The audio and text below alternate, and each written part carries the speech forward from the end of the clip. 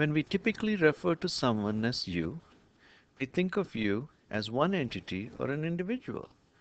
When I speak to an audience to introduce the concept of the thinking mind, I usually start with the question, do you have a voice in your head?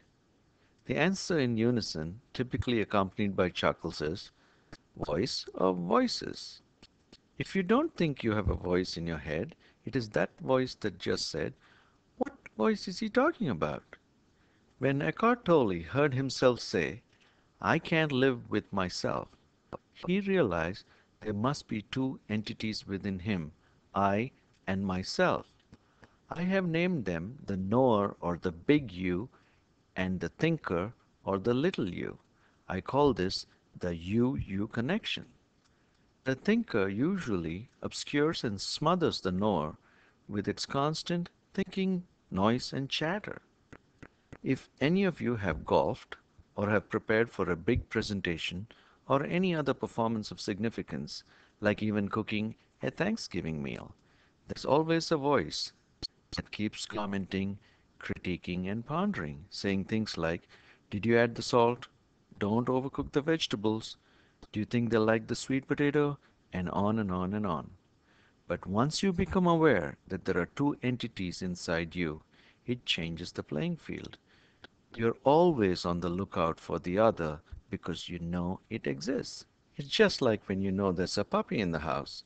You're careful about many things like where you leave your shoes, what you do when you leave the house, and so on. You're just vigilant and alert to the presence of the puppy. The light of awareness helps separate the thinker from the knower. The emotions realized by the thinker or your mind-made self include most of the tough ones like fear, insecurity, doubt, anxiety, anger, pain, discomfort, disappointment, pride, neediness, immediate pleasure, and outer accomplishment. These are a product of your egoic mind and generate most of your suffering in an attempt to feed and protect this made-up self.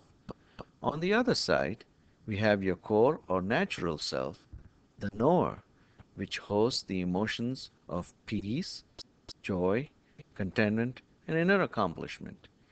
In the absence of presence or awareness, all these emotions get jumbled into a big mess, making your head spin into a mush. Now, here's the important point, the one that is hard for many of us to get. Your ego isn't you. It's a fictional version, a made-up version. As your presence grows, you will see this separation more often and more easily.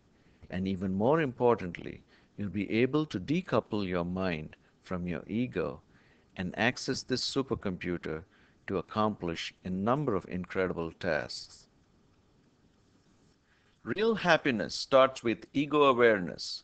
For more information, please visit egoawareness.me or krishnapendyala.com.